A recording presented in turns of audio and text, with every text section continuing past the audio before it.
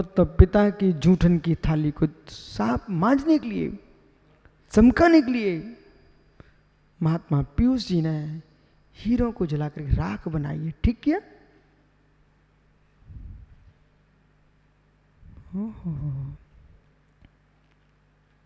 सभी का मौन है क्या?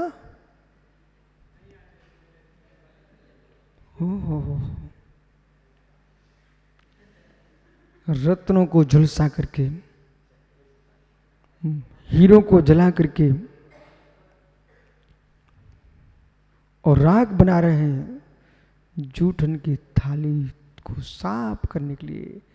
चक्रेश्वर देख बेटा, भैया सुन, ऐसे ही आयु कर्म, संपूर्ण सागर जी, आयु कर्म, नो इंडिया वनकर्म का क्षोभसम, इंडिया वनकर्म का क्षोभसम, जिनको किसी बाजार में खरीदा नहीं जा सकता है, उनको झूठे भोगों में हमने जला डाला है।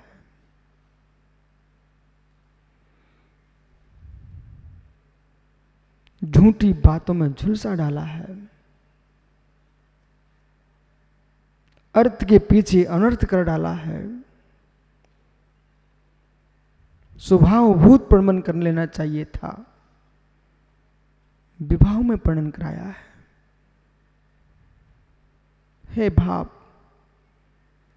हे भाव,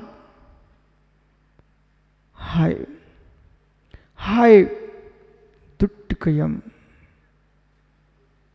हाय मैंने दुष्ट किया। भैया पूरे प्रतिगण का पाठ हो जाए, 2 लाइनों का ही पाठ हो जाए तो काम बन जाए तुम्हारा। हाय दुष्टकयम, क्या क्या दुष्ट नहीं किया। लोगों ने देख लिया तो दुष्ट, अन्यथा शिष्ट। ये शिष्ट की पहचान नहीं है।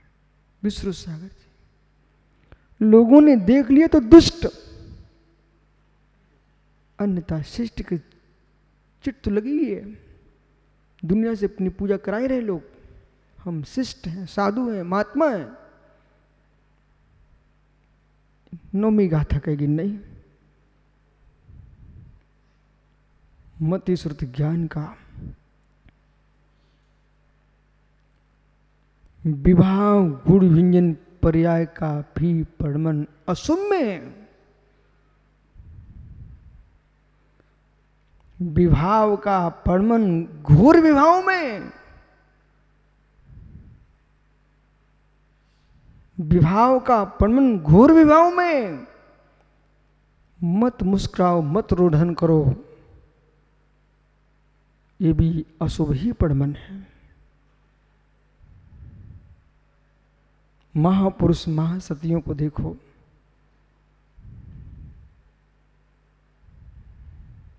सारस्वत सागर जी, अशुभ से प्राप्त संतान अशुभ रूप ही परिणत होती है। इसको डायरी पर लिख लीजिए। अशुभ से प्राप्त संतान भी अशुभ रूप परिणत होती है।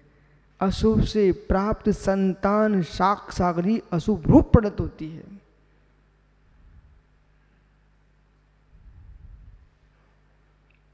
अशुभ से प्राप्त संतान दीपक अशुभ रूप परिणत होती है। चाहे कर्म की संतान हो, चाहे पुत्र पुत्री रूप संतान हो,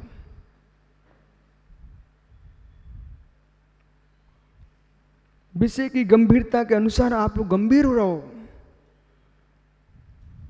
और ये समझ में आ गया, मालूम पीयूष शुक्ल ध्यान पर स्पर्श होगा।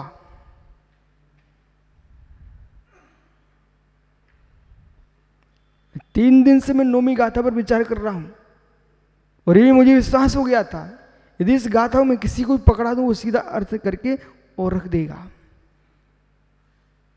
पूरा इसके अंदर कितना गहरा विषय भरा हुआ है। अशुभ से बेटा, अशुभ से परिणत संतान जन्म लेगी, अशुभ रूप पर परिणत होगी।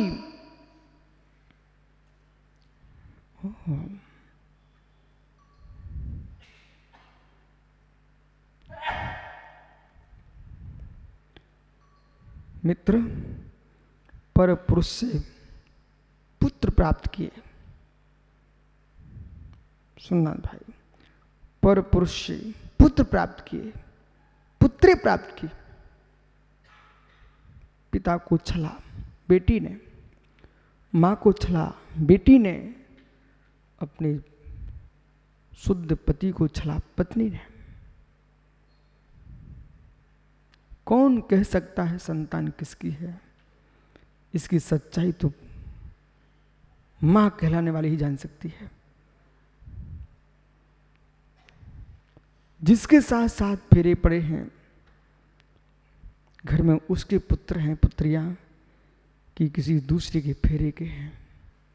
इस सत्यता को तो मित्र मां ही जान सकती है। लोक अपवाद के पीछे इस जीव ने, लोक अपवाद के पीछे इस जीव ने कितनी हत्याएं कर डाली जगत में, फिर भी धर्मात्मा की चिट है। अज्ञानियों के बीच में तुम शुद्ध बन सकते हो, अपने भावों के भीतर तुम शुद्ध बन के दिखाइए। कैसे दिखा पाएंगे? हो एक चींटी की रक्षा की बात कर रहे भाई, पंचिंद्र का घात कर डाला। एक बार की अब्र में 9 कोटि जीवों की हत्या हो चुकी है। आगम वचन को झूठा नहीं कर सकता। किसी प्रकार से अपनी इच्छाओं की पूर्ति करके आप संतुष्ट होना चाहो कि सचित है अचित है, करुणानुग को समझना चाहिए। कहां चाहे लेके जाएंगे आप? उनके सामने क्या चेहरा बना के जा रहे हो? प्रभु परमात्मा क्षमा करना, कोई पाप हुए हो उनसे क्या बुरे पाप हुए हो, उनको तुम्हारी क्षण क्षण की भाव दशा का बोध है, व्यंजन पर्याय का बोध है, अर्थ पर्याय का बोध है, गुण पर्याय का बोध है, सारा बोध है उनको। भगवान को क्या हम दिखाने चाहें कि नाथ मैंने जान के तो कुछ नहीं किया है, अज्ञानता मेरे से हुआ है। मित्र अज्ञानता में कुछ हुआ ही क्या, सब जान के हुआ है, कोई अज्ञानता में नहीं हुआ है।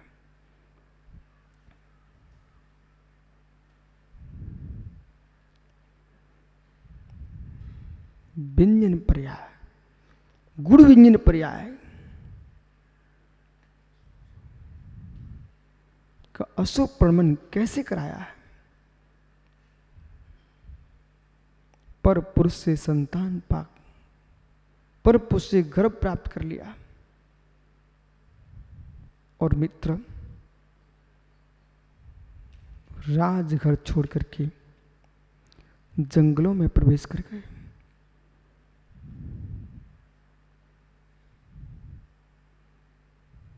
यानी मुरुसुव्रत न सोमी के शासन काल में हुए राम लक्ष्मण सीता, आज तक सम्मान से नाम चल रहा है।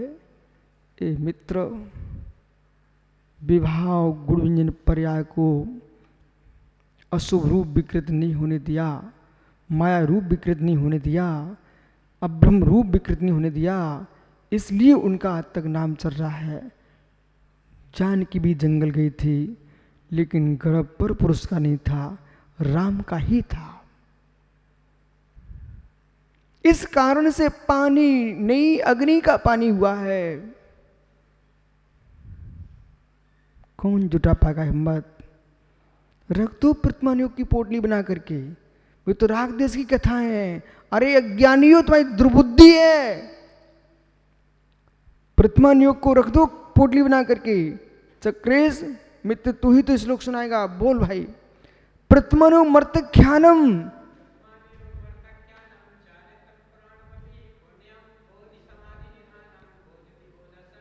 एक सुर में बोलो भाई।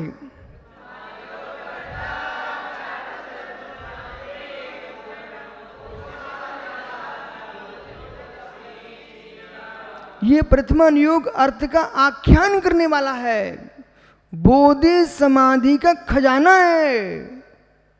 समाधि के काल में मित्र कोई दूसरी गाथा याद ना आए तो इतना तो याद कर सकते हो, अभिनंदन आदि मुनियों को देखो, 500 मुनियों खाने में पेल दिया, तुम्हारे जीवन में क्या कष्ट है। मित्र चिल्लाती मुनि की आंखें निकाल के चील ले गया, ओहो तब भी उन्होंने अपना स्थान नहीं छोड़ा। मित्र पांडव महामुनियों को आभूषण लोहे के पहना दिए गरम। प्रत्येक तीर्थंकर के शासन काल में 10-10 घोर उपसर्ग को सहन करने वाले मुनिराज होते हैं, वो अनुत्तरों में अनुपदेशों में उत्पन्न होते हैं।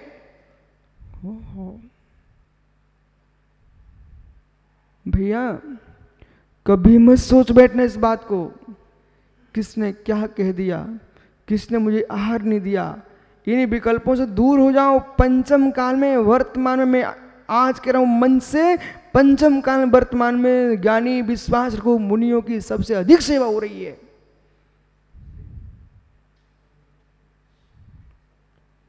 तुम्हारा जरा सा बिहार होता है, हमारे श्रावक ये धरणेन्द्र बन के सामने चलते, सामने सामने ये माता चरिया करानी पद्मावती बनकर तुम्हारे लिए, तुम्हें कौन सा कष्ट वर्तमान में हो रहा है? कोई कष्ट नहीं है। यदि तुमको वर्तमान में कोई कष्ट दे सकता है तो तुम्हारे भावों की अशुद्धि ही कष्ट दे सकती है। शरीर को तो श्रावक कोई कष्ट होने ही नहीं दे रहे हैं। सुब्रत सागर जी सुबह से यहां बालक दूध लेने चले जाते हैं, सुबह से श्रावक साग लेने चले जा रहे हैं। बेचारों को स्वयं के रोग की चिंता नहीं है, साधु के आहार होना चाहिए। जहां जहां महाराज लोग रुके हुए हैं चारों तरफ से व्यवस्था करके रखिए, हमारे मुनिराज को कुछ ना हो जाए। मुझे मेरे पास पूरे देश के समाचार हैं मैं, और ये हमारे आगम में लिखा है कि आचार्य को पूरे देश के साधुओं के बारे में जानकारी होना चाहिए।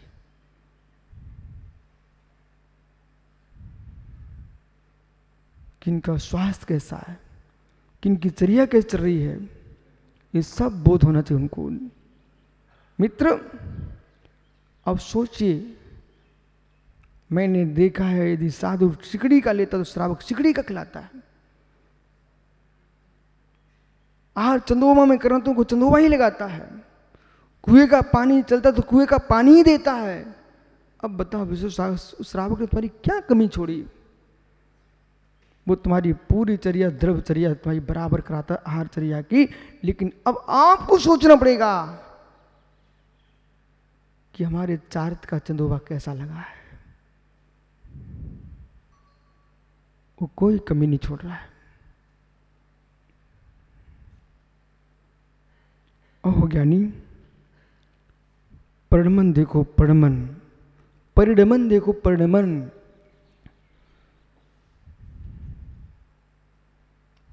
सीता का भी नाम है, पर जिसने परपुरुष से संतान प्राप्त की, बियावान जंगल में पुत्र पुत्री को जन्म दे दिया।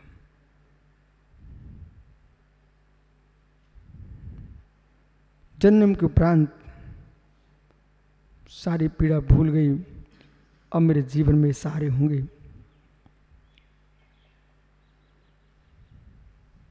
जिसने जन्म दिलाया था उसको भी सम्राट ने भगा दिया नगर से।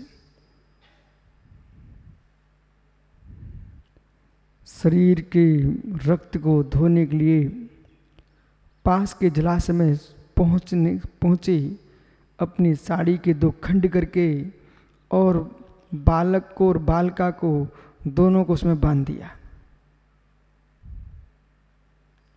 बोले जब तक हम आएंगे तब तक ये इसमें सुरक्षित रहेंगे। जिस दृष्टि संतान बनती वही होता है।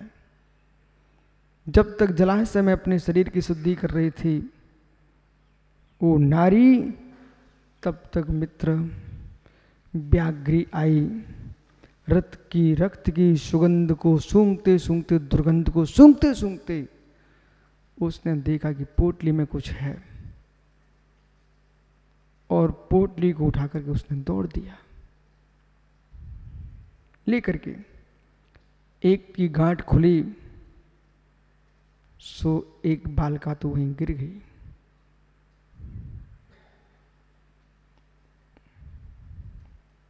दूसरी ओर गए, वो भाग रही थी, वहां से शिकारी आया, उसने व्याघ्र पर धनुष बाण चला दिया, दूसरा बच्चा ही बच गया। यही पाटलिपुत्र पटना, यहाँ का कोई श्रेष्ठी राज आया, उसको ले गया, कन्या को भी ले गए और बालक को भी ले गए। जलाशय में शुद्धि करके जब आई तब तक न बच्चा मिला न बच्ची मिला।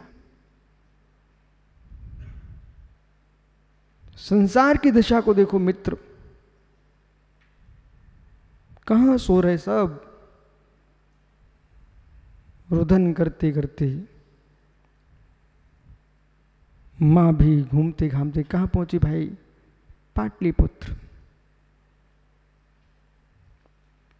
व्याघ्र से मुख से बच्चे को बचाया, सो नाम रख दिया व्याघ्र दत्त। और कन्या वन में मिली, सो नाम रख दिया बनदत्ता। अब देखो संसार की लीला, दोनों के बड़े होने पर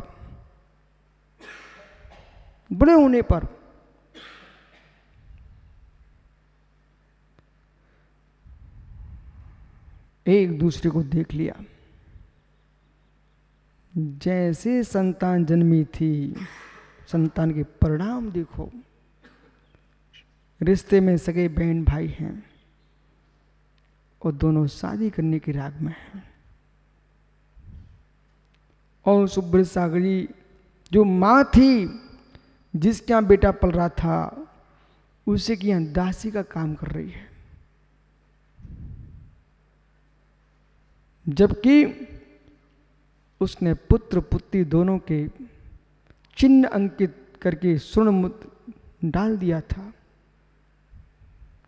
कंठ में पहना दिया था, अंगुली में पहना दिया था, दोनों का नाम अंकित करके।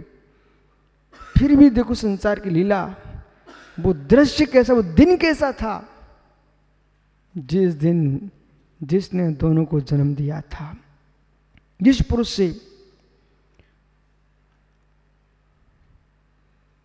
बनदत्ता व्याघ्रदत्त के इशारों पर वहां जा रही है संकेत स्थान पर, और व्याघ्र छिपा हुआ है कदली वन में। बस यही पटना का क्षेत्र था। कदली, यहां देखो सब जगह कदली कदली दिख रहे, केले केले दिख रहे।